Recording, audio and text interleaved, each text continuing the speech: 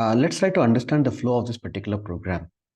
And I'm using the tool called as Python Tutor, and I'm trying to visualize this. The program execution starts from line number 1, and since that is a function definition, it's not a call, it will not enter inside a function, it will jump to line number 5.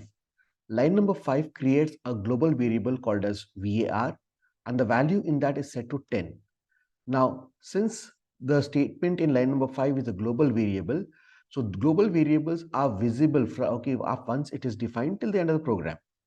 So now you're jumping into function, wherein the control moves inside a function. And if you get inside the function, I don't have any local variable, but since var is a global variable, it is accessible even inside a function. So the output of this will be 10.